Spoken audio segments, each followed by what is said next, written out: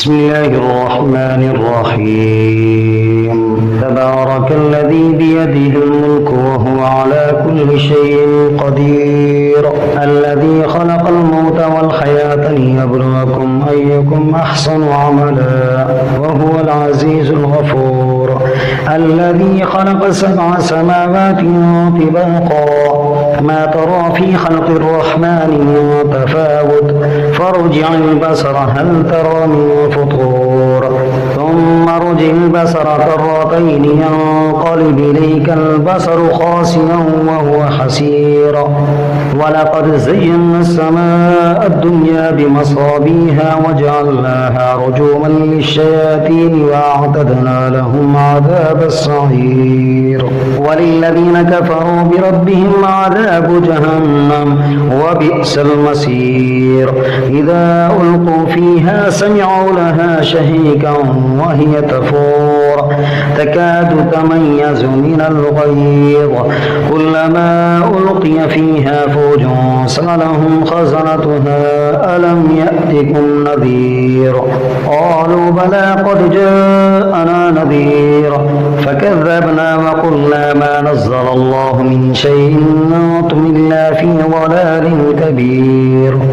فقالوا لو كنا نسمع ونعقل ما كنا في أصحاب السعير فاعترفوا بذنبهم فسحقا لأصحاب السعير إن الذين يخشون ربهم بالغيب لهم مغفرة وأجر كبير وأسروا قولكم أو اجهروا به إنه عليم بذات الصدور ألا يعلم من خلق وهو اللطيف الخبير هو الذي جعل لكم الأرض ذلولا فامشوا في مناكبها وكلوا من رزقه وإليه النشور أأمنتم من في السماء أن يخسف بكم الأرض فإذا هي تمور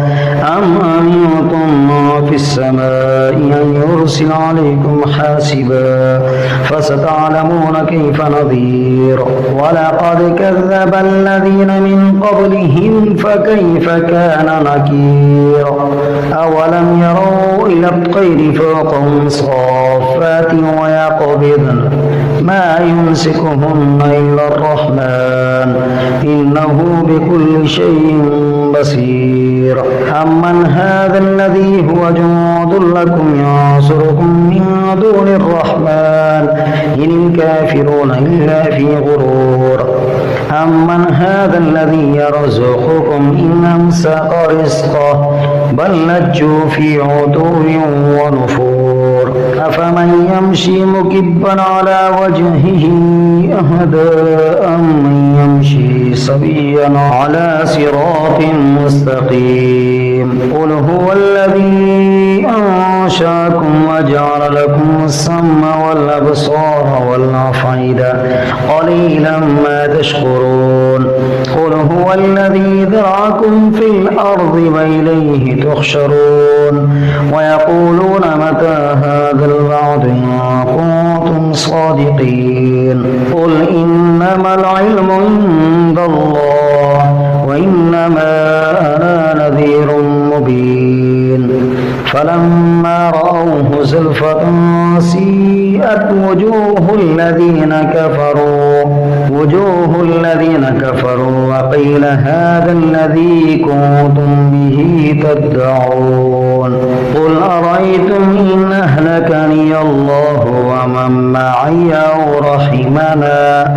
فمن يجير الكافرين من عذاب عليم قل هو الرحمن وآمنا به وعليه توكلنا فستعلمون من هو في ضلال مبين قل أرأيتم إن أصبح ماؤكم غورا فمن يأتيكم بماء